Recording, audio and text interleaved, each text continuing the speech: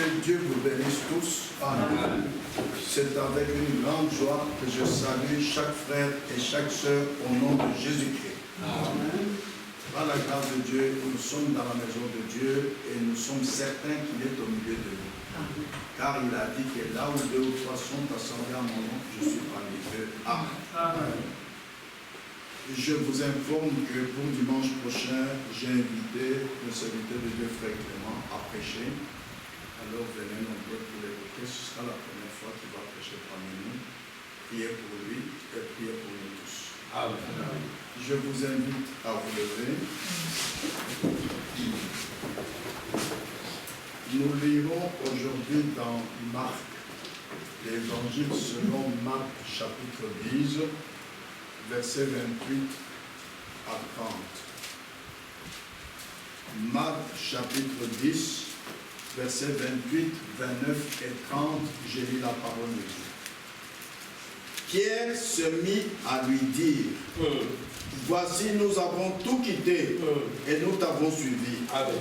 Jésus répondit, je vous le dis en vérité, il n'est personne qui, ayant quitté à cause de moi et à cause de la bonne nouvelle, sa maison, ou ses frères, ou ses sœurs, ou sa mère, ou son père, ou ses enfants, ou ses terres, ne reçoivent au centuple présentement dans ce siècle-ci des maisons, des frères, Amen. Des sœurs, des mères, des enfants et des terres avec des persécutions et dans le siècle à venir la vie éternelle. Amen. Amen. Que Dieu ajoute ses bénédictions à la lecture de sa parole. Amen. Amen. Asseyez-vous, je vous en prie. Par la grâce de Dieu, à partir de ce passage de l'écriture que je viens de lire, je voudrais tirer un sujet, abandonnant tout. Et je prie que Dieu lui-même bénisse cela. Nous lisons dans la Bible, dans Marc chapitre 10, à partir du verset 17 jusqu'au verset 27, on lira partout. Il s'agit du jeune homme riche. C'est une histoire que vous connaissez bien. Un jeune homme riche est venu en courant vers Jésus et lui a demandé, bon maître, que dois-je faire pour hériter la vie éternelle? Jésus lui a répondu, nous lisons en Marc 10, verset 19, tu connais les commandements, tu ne commettras point d'adultère, tu ne tueras point, tu ne déroberas point, tu ne diras point de faux témoignages, tu ne feras tort à personne, honore ton père et ta mère. Écoutez maintenant le jeune homme, ce qu'il a dit au Seigneur Jésus. Le verset suivant, Marc 10, verset 20. Il lui répondit, maître, j'ai observé toutes ces choses dès ma jeunesse. Écoutez maintenant ce que Jésus lui a dit. Au verset 21. Jésus l'ayant regardé des mains et lui dit, il te manque une chose, va, vends tout ce que tu as, donne-le aux pauvres, et tu auras un trésor dans le ciel, puis viens et suis-moi. Amen. Maintenant, suivons ce jeune homme. Qu'est-ce qu'il va dire maintenant? Au verset 22.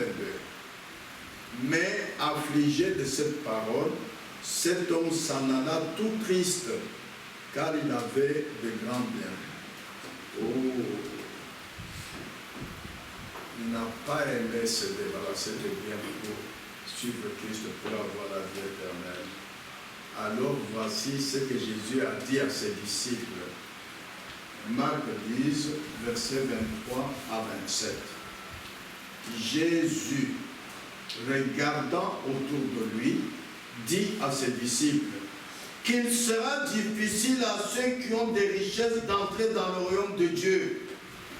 Les disciples furent étonnés de ce que Jésus parlait ainsi. Et reprenant, il leur dit, mes enfants, qu'il est difficile à ceux qui se conduisent dans les richesses d'entrer dans le royaume de Dieu. Il est plus facile à un chameau de passer par le trou d'une aiguille qu'à un riche d'entrer dans le royaume de Dieu. Les disciples furent encore plus étonnés et se dirent les uns aux autres, « Et qui peut être sauvé ?» Jésus les regarda et dit, « Cela est impossible aux hommes, mais non à Dieu, car tout est possible à Dieu. » Amen. Frères et sœurs, avant d'aborder notre sujet, abandonnant tout, nous donnons maintenant une toile de fond. Nous allons commencer par là, parce que si cela a étonné les disciples d'abandonner tout pour suivre Christ, combien est-ce que cela ne peut pas vous étonner? Alors j'aimerais d'abord qu'il y ait une toile de fond, un fondement, pour que vous arriviez à comprendre. Écoutez ceci. Vous voyez, à ce jeune homme, Jésus avait demandé de tout abandonner, mais il a refusé de le faire. Le jeune homme a refusé de le faire. Et parfois, si nous considérons la prospérité, les richesses, ainsi de suite, le succès, mais ce jeune homme, c'est un jeune homme qui avait réussi, mais qui n'avait pourtant pas la vie éternelle. Ainsi, parfois le succès ne signifie toujours pas que Dieu a béni. Si vous voyez que votre vie avance bien, vous achetez une voiture, vous achetez une maison, cela ne signifie pas que Dieu t'a béni. Non. Nous le voyons donc, le jeune homme ici dans sa jeunesse, jeune, peut-être un beau jeune homme, bien habillé. La Bible dit que Jésus l'a aimé. Il devait avoir une conscience pure, bonne et sensible. Il devait avoir été quelqu'un d'aimable, sinon il n'aurait pas pu attirer l'admiration du Seigneur Jésus. En effet, quand Jésus l'a regardé, il l'a aimé. Il devait avoir un langage courtois, une bonne allure. C'était un gentleman impeccable, un garçon élégant. Et il s'est avancé vers Jésus. Il était peut-être sincère, il a dit, « J'aimerais savoir ce que je pourrais faire pour avoir la vie éternelle. » Quand il devait abandonner ce qu'il possédait, afin de recevoir la vie éternelle, alors la question était là à la porte. Celle de savoir s'il était en mesure de le faire, oui ou non. Quand la parole vous est prêchée, nous ne vous obligeons rien, mais nous regardons seulement si vous êtes en mesure d'accepter ce qui est prêché, oui ou non, et vous êtes libre. Amen. Amen. Amen. Cette question est placée devant chacun de nous maintenant. Et Jésus lui a réellement demandé d'abandonner tout ce qu'il avait, de prendre sa croix et de le suivre. Et nous en connaissons l'histoire. Il s'en est allé tout triste parce qu'il avait de grandes richesses. Ensuite, Jésus se retournait, il a dit combien il serait autant difficile à un riche d'entrer dans le royaume des cieux qu'à un chameau de passer à travers le trou d'une aiguille. Mais, a-t-il dit, ce qui est impossible à l'homme, a-t-il dit, n'est pas impossible à Dieu. Amen. Amen. Vous savez qu'il est écrit, tout est possible à celui qui croit. Amen. Amen. Ah, frères et sœurs, écoutez la suite. C'est exactement ce que Dieu exige. Tout abandonner et le suivre. Tout. Votre famille, votre travail, vos richesses, votre maison. Ne plus considérer ça suivre Christ. Combien c'est difficile. Pourtant, c'est ce que Dieu exige. Nous devons aussi le faire. Vous voyez pourquoi ce n'est pas biblique de dire « Mais écoutez, le travail m'empêche de venir au culte.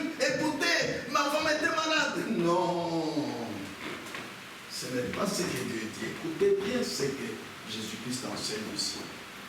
Écoutez la toile de fond. Évidemment, vous n'allez pas réussir à le faire par vous-même. Ce qui est impossible à l'homme est toujours possible à Dieu. Confiez-vous en Dieu. Amen. Amen. Ah. Nous devons aussi le faire, ce que Dieu exige. Parfois, il nous faut abandonner nos pensées mêmes. Si nos pensées au sujet de quelque chose sont contraires à la parole de Dieu, nous devons abandonner notre propre pensée pour le suivre. Et la seule façon pour nous de le suivre, c'est de suivre sa parole et d'y obéir. Et ce que Dieu demande et exige, c'est que nous abandonnions tout pour le suivre. Tout, mais tout. Mais en le faisant, nous découvrons parfois que nous devons abandonner nos amis. Souvent, c'est une chose difficile à faire. Et ça va devenir plus clair quand nous serons plus loin. Amen. Amen. Ah. Écoutez, pour finir la toile de fond, vous voyez, nous voulons nous accrocher à tout ce à quoi nous pouvons, puis ensuite suivre Jésus. Mais vous oubliez que la Bible dit, cherchez premièrement le royaume des cieux. Parfois, Jésus veut que nous abandonnions tout afin que nous ayons toutes nos deux mains sur lui. Amen. Pas une main sur Jésus, une autre sur le monde. Non, amen. Non et non. Amen. Là, vous avez mal compris, mon frère, ma soeur. Jésus a dit, lisons dans la Bible maintenant, en Matthieu 6, versets 24 et 25. Matthieu chapitre 6, versets 24 et 25. Je lis. Nul ne peut servir deux maîtres, car ou il haïra l'un et aimera l'autre, ou il s'attachera à l'un et méprisera l'autre. Vous ne pouvez servir Dieu et Mammon. C'est pourquoi je vous dis, ne vous inquiétez pas pour votre vie de ce que vous mangerez, ni pour votre corps de quoi vous serez vêtus. La vie n'est-elle pas plus que la nourriture, et le corps plus que le vêtement? Amen. Amen. De même, si vous avez bien écouté le verset 25, lorsque Jésus a dit à ce jeune homme riche d'abandonner tout pour suivre Jésus, pour avoir la vie éternelle, c'est ce qu'il nous dit aussi. Ce jeune homme riche qui a refusé cela devait d'abord considérer, si avoir les richesses vaut plus que avoir la vie éternelle, ou bien si avoir la vie éternelle vaut plus qu'avoir les richesses, réfléchissez. Voilà ce que les gens ne font pas, même aujourd'hui. Ce jeune homme riche devait considérer, deuxièmement, si avoir la vie éternelle vaut plus que tout ce que tu peux avoir ici sur terre. Et c'est la même chose pour nous. Réfléchissez à ça. Pour tout ce que Dieu nous demande d'abandonner et que nous allons voir bientôt, nous devons considérer si ce que nous devons abandonner tout, vaut plus que suivre Christ, suivre Dieu. Ou si avoir Christ, avoir la vie éternelle, vaut plus que tout ce que nous devons abandonner. Frères et sœurs, rappelez-vous la veuve qui n'avait plus qu'un peu de farine, un peu d'huile. Et le prophète lui a demandé de lui faire un pain avec ça. Il a dit, mais c'est tout ce qui me reste. Comme il n'y a plus rien dans tout le pays, Dès que j'utilise cette huile et cette farine, je fais le pain, moi et mon fils, nous mangeons et nous attendons la mort. Le prophète lui a dit, serre-moi d'abord. Elle l'a fait. Est-ce qu'elle est morte? Voilà, beaucoup ne connaissent pas Dieu. Tout ce que tu offres à Dieu, même quand tu arrives à la fin. Quand Daniel est entré dans la fosse au lion, est-ce que les lions l'ont mangé? Non. Dieu te protège. Celui qui se confie à l'Éternel est protégé, dit la Bible. Voilà ce que les croyants oublient. Quand je laisse mon travail, je vais au culte et qu'on me dit, allez, vous vous absentez trop dehors. Est-ce que je vais mourir de faim? Non. Je pense à la veuve de Sarepta. Il est le même Dieu qui était avec cette veuve qui est avec moi. Tout ce qui est impossible aux hommes est possible à Dieu. Amen. Ah, frères et sœurs, ce que je vous ai dit là, c'est ça la toile de fond à notre sujet, abandonnant tout. Tout ce que Dieu vous demande d'abandonner. Examinez, considérez si cela vaut plus que la vie éternelle ou la vie éternelle vaut plus que ça. Réfléchissez. Abandonnant tout. Maintenant, frères et sœurs, prenons dans la Bible quelques personnages qui avaient tout abandonné. Prenons premièrement Abraham, le père de la foi. Dieu a dit à Abraham, lisons, en Genèse 12, versets 1 et 2. Genèse 12, versets 1 et 2. Je lis. L'Éternel dit à Abraham, va-t'en de ton pays, de ta patrie et de la maison de ton père, dans le pays que je te montrerai. Je ferai de toi une grande nation et je te bénirai. Je rendrai ton nom grand et tu seras une source de bénédiction. Amen. Les gens oublient que le salut est une chose, la bénédiction divine en est une autre. Il a promis à Abraham ici de le bénir. Comme toi aussi, quand tu es sorti du monde, tu es venu vers Christ, il t'a promis des bénédictions. Est-ce que tu en as ou tu te contentes de dire, mais je suis sauvé, que me voulez-vous? Des bénédictions. Où sont elles? Ah. Abraham, quand il a entendu ce que Dieu lui a dit, qu'a-t-il fait? Il a quitté sa terre, il a quitté son pays, il a quitté sa maison, il s'est séparé de sa famille, de tous ses bien-aimés, il s'est séparé de ses amis d'enfance, il s'est séparé de tous ses frères et sœurs. Et Abraham prit Sarah, sa femme, et il a voulu amener son père avec lui. Il a voulu amener l'autre fils de son frère avec ses serviteurs ainsi que tous les biens qu'il possédait avec lui. Alors, Dieu avait quitté Abraham. Car il a pris avec lui son père et l'autre. Ainsi, Abraham n'a pas obéi totalement à Dieu. Et Dieu n'avait jamais béni Abraham avant qu'Abraham ne lui obéisse totalement. Il est le père de la foi. Écoutez bien le chemin que nous suivons. Tant que tu n'as pas obéi totalement Dieu, mon frère, ma soeur, il ne te bénira pas. Sauvé, tu es sauvé, oui, mais pas de bénédiction. Réfléchissez, écoutez bien où est-ce que nous en sommes. Pourquoi est-ce que depuis que tu as cru, tu ne vois pas des miracles dans ta vie? Tu ne vois pas être manifesté la puissance du Saint-Esprit? Écoutez bien alors Dieu avait quitté Abraham. Quand tu as cru, Dieu peut être avec toi ou Dieu peut te quitter. Est-ce que vous le saviez?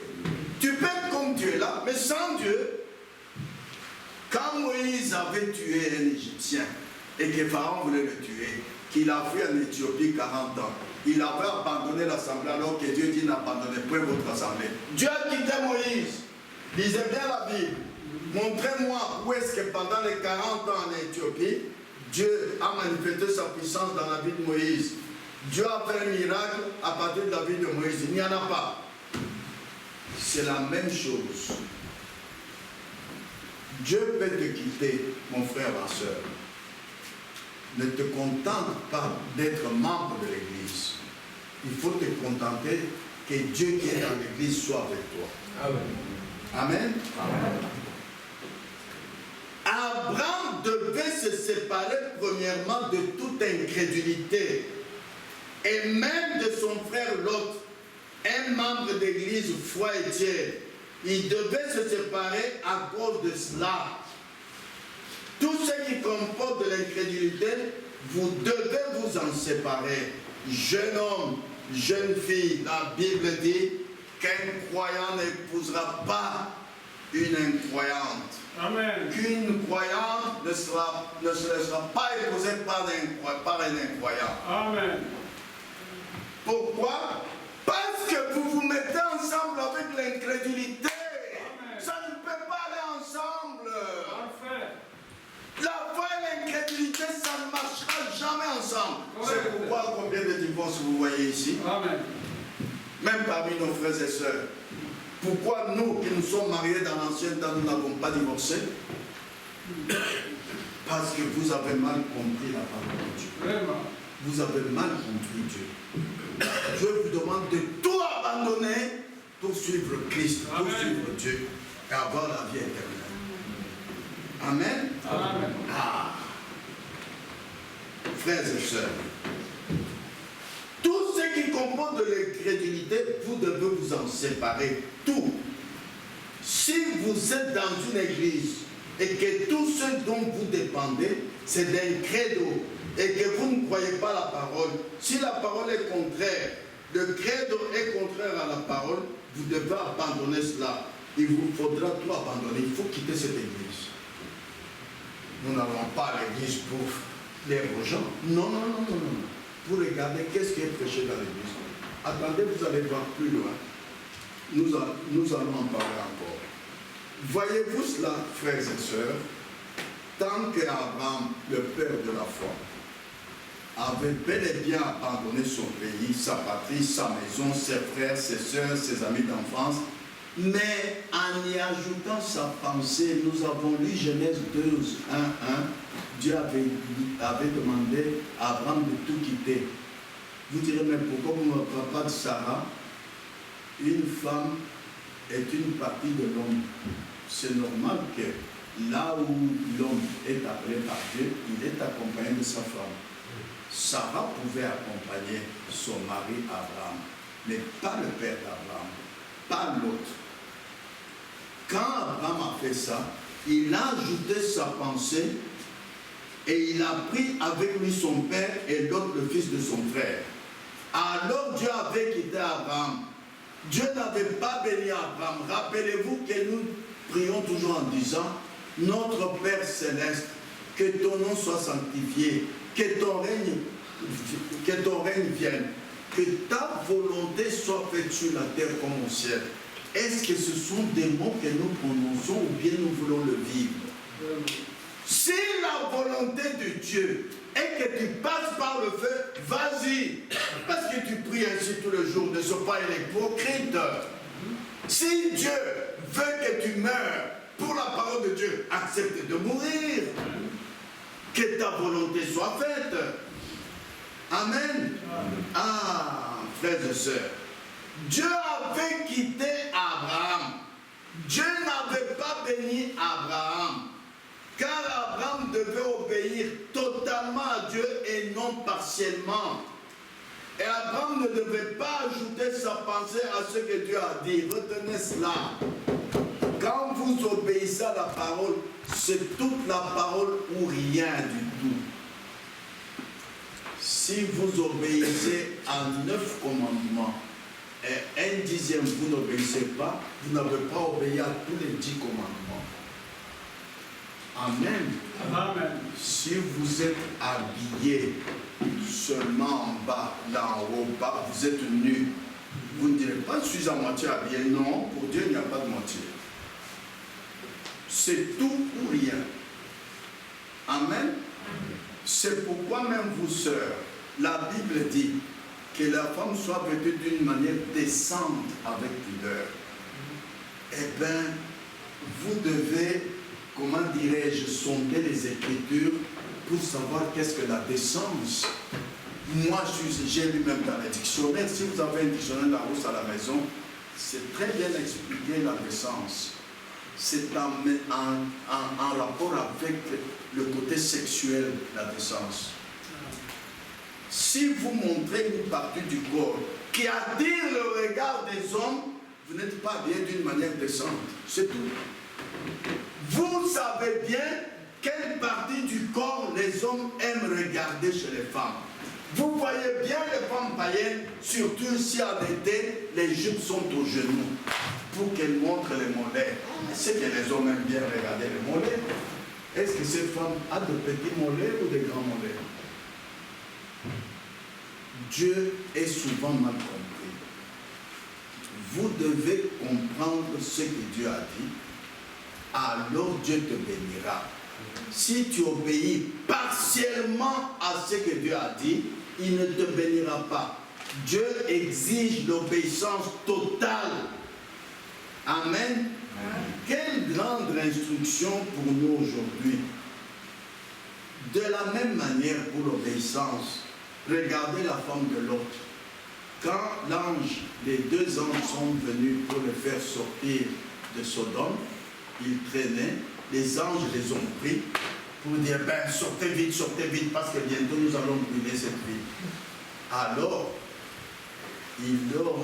les anges ont dit, sortez, ne regardez pas derrière. Lisons en Genèse 19, versets 16 et 17. Regardez encore l'obéissance qui n'est pas totale, frères et sœurs. Ceci qui est très courant. Et comme il tardait, Genèse 19, versets 16 et 17. Et comme il tardait, c'est Lot, les hommes le saisirent par la main, lui, sa femme et ses deux filles, car l'Éternel voulait l'épargner. Ils l'amenèrent et le laissèrent hors de la ville. Après les avoir fait sortir, l'un d'eux dit, sauve-toi pour ta vie, ne regarde pas derrière toi et ne t'arrête pas dans toute la plaine, sauve-toi vers la montagne. Maintenant écoutez, Genèse 19, verset 26. La femme de Lot regarda en arrière, elle devint une statue de sel. Oui. Elle est sortie, oui. Comme beaucoup disent, mais je suis sortie du monde, qu'est-ce que vous me voulez encore? Obéissance totale. Amen. Au message du nom de la paix. Pas partielle. La femme de Lot est sortie, oui, avec son mari et leurs deux filles. Mais elle a regardé derrière. C'est une obéissance partielle. Elle n'a pas trop obéi et Dieu l'a quittée. Elle est devenue une statue de sel. Considérez cela s'il vous plaît. Ne marchez pas sur la tendance dénominationnelle. Amen. Même si vous obéissez à 99,99% des paroles, 0,01%, vous n'obéissez pas, Dieu jette tout. Ton obéissance n'est pas totale. Amen. Ah. Frères et sœurs, ce que Dieu exige, c'est l'obéissance totale, tout abandonner et le suivre. Parfois, dans nos églises, les femmes ont cette habitude de porter des vêtements immoraux comme des chauves et des salopettes. La Bible dit que c'est une abomination devant Dieu pour une femme de porter de tels vêtements. Amen. Je suis en train de lire dans le message. Ne dites pas que non. Je lis dans le message. Amen. Peu importe ce que la femme pense, elle doit abandonner cela. Parfois, nous voyons que lorsque les femmes entrent dans la voie et qu'elles sont sauvées, elles gardent l'habitude de se couper les cheveux et veulent être populaires comme le reste des femmes du monde. Mais elles trouvent que c'est difficile parce qu'on va les traiter de démodées quand elles commencent à s'habiller comme une chrétienne, agir comme une chrétienne, vivre comme une chrétienne. On va vous traiter de démodés. Mais vous devez Amen. Amen. Frères et sœurs, je viens vous parler de la femme de Lot. La femme de Lot était bel et bien sortie de Sodome, ensemble avec Lot et leurs deux filles, mais la femme de Lot est sortie de Sodome en obéissant à Dieu partiellement et non totalement. Car elle est sortie de Sodome, mais elle regarda en arrière. Pourquoi? Elle aimait encore Sodome. Mais Dieu dit, n'aimez point le monde, ni les choses qui sont dans le monde. Ça se voit même aujourd'hui. Vous dites, vous êtes sortis du monde, mais votre main est toujours là. Il y a des sœurs, j'en ai déjà vu, surtout quand je voyage, au lieu de mettre du rouge à lèvres, maintenant il met quelque chose là qui n'est pas rouge. Au moins, qu'elle fasse comme les femmes du monde, parce qu'elle aime toujours le monde. Vous ne pouvez pas aimer Dieu et aimer le monde. Non. Celui qui dirige le monde, c'est Satan. Comment peux-tu aimer Satan et aimer Dieu? Ça ne peut pas être possible, mon frère, ma soeur. Dieu dit, sortez du monde, sortez du milieu d'eux. N'aimez point le monde, ni les choses qui sont dans le monde. Ne touchez pas à ce qui est impur. Voilà ce que Dieu exige. Vous devez vous séparer de toute incrédulité et de tous ceux qui sont incrédules. Vous direz pourquoi. Je vais vous le lire par le message. Ne dites pas que Fréquenda interprète la parole comme il veut. Je vous lis ce que le Saint-Esprit a dit au travers du prophète de notre temps. Amen. Abandonnant tout, paragraphe 45. Quand Dieu a appelé Abraham, il lui a dit, sépare-toi de tes parents, éloigne-toi d'eux tous. C'était dur, mais il s'est séparé de toute sa famille. Pourquoi? Parce qu'il ne serait pas d'accord avec lui, il au pluriel. Les membres de ta famille qui continuent à boire la bière ne seront pas avec toi, qui ne boivent plus la bière.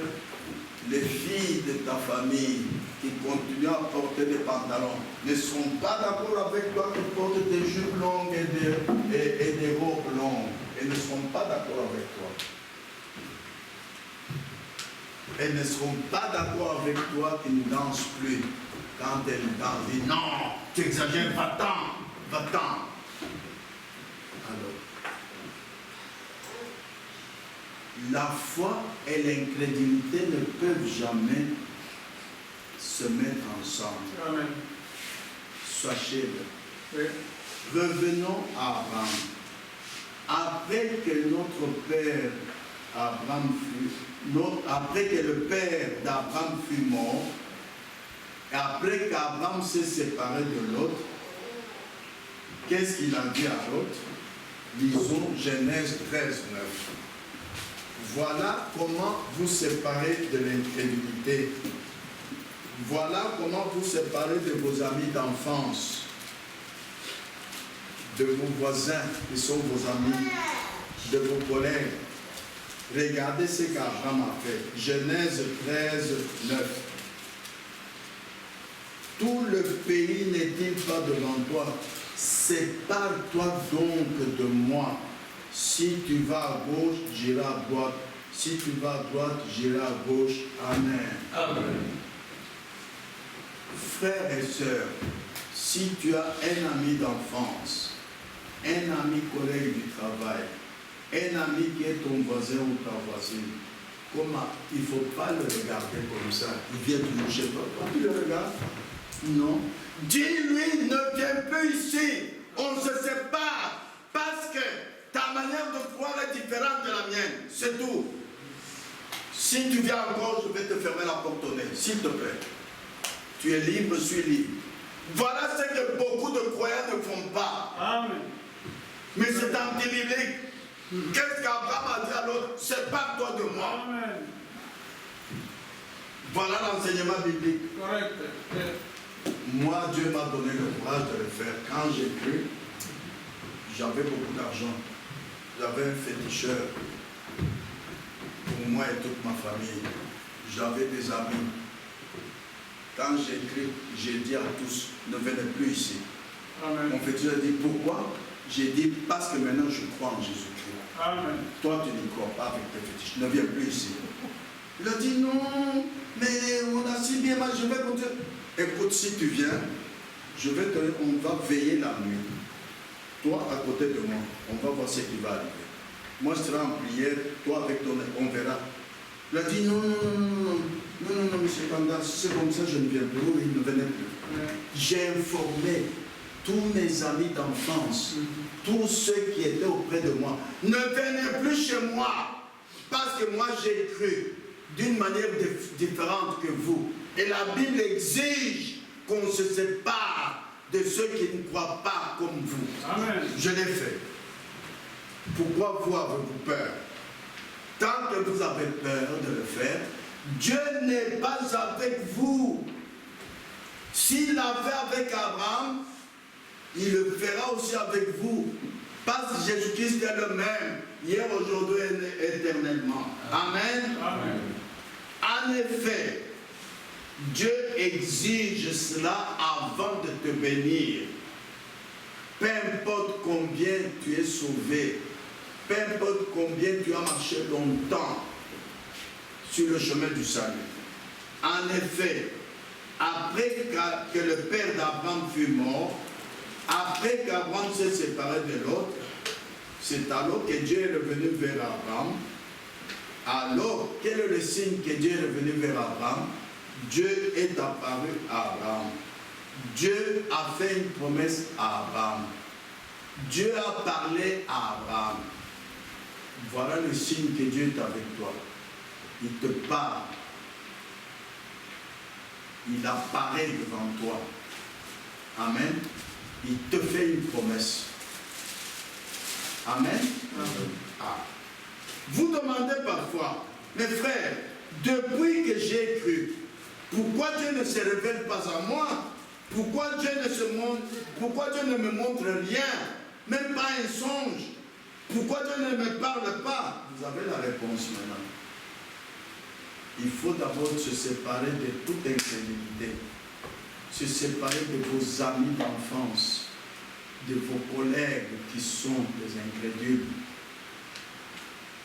Et leur dire ouvertement, ne venez plus auprès de moi. Amen.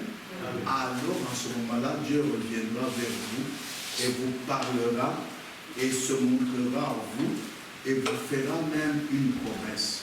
Vous voyez, ce que Dieu, qui avait acquitté Abraham, lorsqu'il est venu vers Abraham, a fait, c'est ce qu'il fera à toi. Dieu est apparu à Abraham. Dieu a parlé à Abraham. Dieu a donné une promesse à Abraham, laquelle nous la lisons. Genèse 13, versets 14 et 15. Genèse 13, versets 14 et 15. Je lis. L'Éternel dit à Abraham, après que l'autre se fut séparé de lui, amen, lève les yeux et du lieu où tu es, regarde vers le nord et le midi, vers l'Orient et l'Occident. Car tout le pays que tu vois, je le donnerai à toi et à ta postérité pour toujours. Lisez bien. Pas je le donne, je le donnerai. Je le donnerai, c'est quoi? C'est une promesse. Suivez bien. Maintenant au verset 17. Lève-toi, parcours le pays dans sa longueur et dans sa largeur, car je te le donnerai. Amen. Voilà la promesse que Dieu a faite à Abraham. C'est comme ton père, de son vivant, il dit, tu vois cet immeuble, quand je meurs, je te le donnerai, ce sera à toi. C'est une promesse. Tu ne peux pas le prendre de son vivant. Tu dois attendre l'accomplissement de sa promesse. Maintenant, Abraham, quand Dieu est revenu vers lui, il lui a fait une si belle promesse. Qu'est-ce qu'il a fait? Nous lisons en Genèse 13, 18. Abraham leva ses tentes et vint habiter parmi les chaînes de Mamré, qui sont près des Hébron, et il bâtit là un autel à l'autel. Et il bâtit là un autel à l'Éternel. Amen. Amen. Ça, c'est ce que les véritables chrétiens devraient faire. Abraham alla découvrir le pays que Dieu lui a promis. Pas lui a donné, il a promis. Et Abraham leva ses tentes et vint habiter parmi les chaînes de Mamré. Qu'est-ce que cela nous enseigne? Ça, c'est ce que les chrétiens devraient faire aujourd'hui. C'est une grande instruction pour les chrétiens, car ils sont la postérité d'Abraham. Lorsque Dieu nous donne une promesse, n'importe laquelle, nous devrions, être certains que la promesse nous appartient. Ce que Dieu a promis est notre possession, car Dieu ne peut jamais mentir. Nous lisons cela dans Nombre chapitre 29, chapitre 23, verset 19. Lisons Nombre 23, verset 19. Je lis.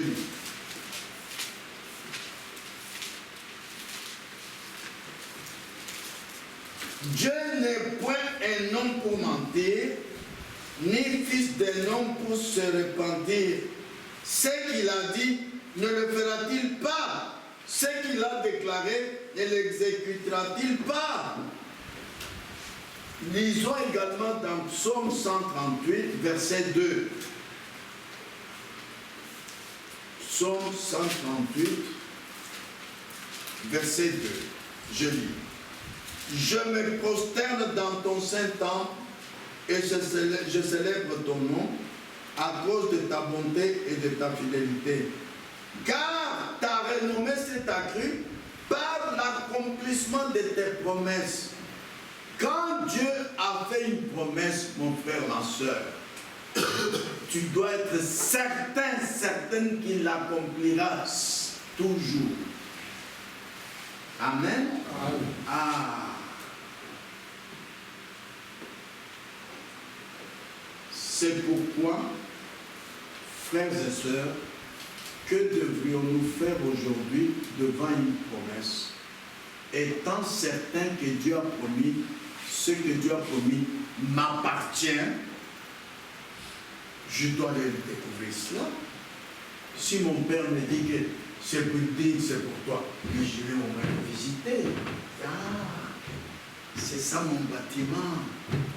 Mon papa me l'a promis. Mais tu ne vas pas toujours jamais aller voir ce que ton père t'a promis. Non. Ce n'est pas le bon sens, ça.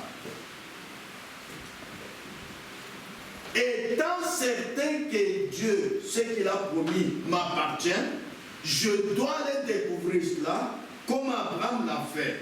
Je vous lis dans le message, au paragraphe 43. C'est ce qui cloche chez les chrétiens aujourd'hui. Dieu nous donne une chose, mais nous avons peur d'explorer cela. Quand vous devenez un chrétien, vous êtes héritier de toutes les promesses de la Bible. C'est vrai. Tout ce que Dieu a promis vous appartient. C'est juste comme une très grande galerie. Et par un seul esprit, nous avons tous été baptisés dans cette galerie qui est Christ.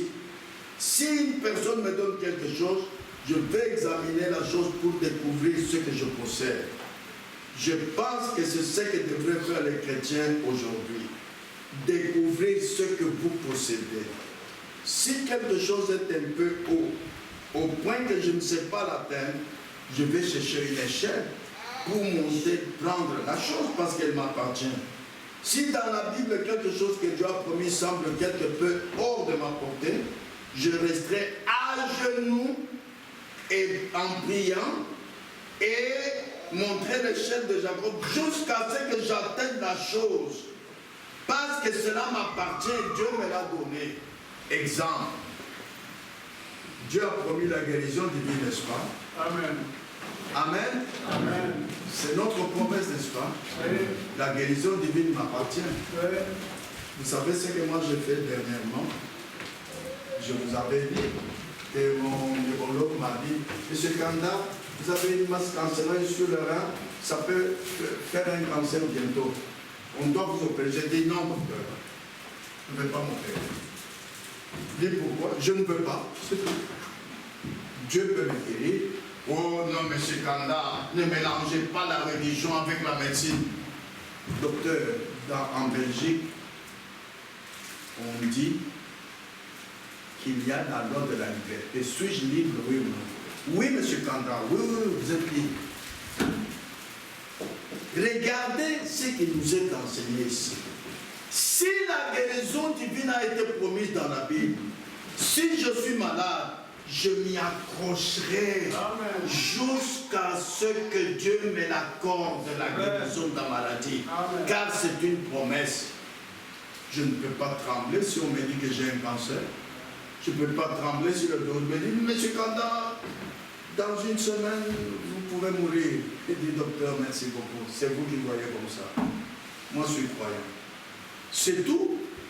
Je dois m'accrocher à la promesse parce que la Bible dit dans Hébreux 11:1, la foi est une ferme assurance des choses qu'on espère. Une démonstration des choses qu'on ne voit pas. Je ne suis pas encore guéri, mais je vois la guérison. C'est ça la foi. La promesse est pour moi. Je suis certain. La Bible dit, ce que tu crains t'arrive, ce que tu crois t'arrive aussi. Amen. Ah. Si Dieu a promis, si j'abandonne le monde, écoutez encore là où les frères et sœurs ne voient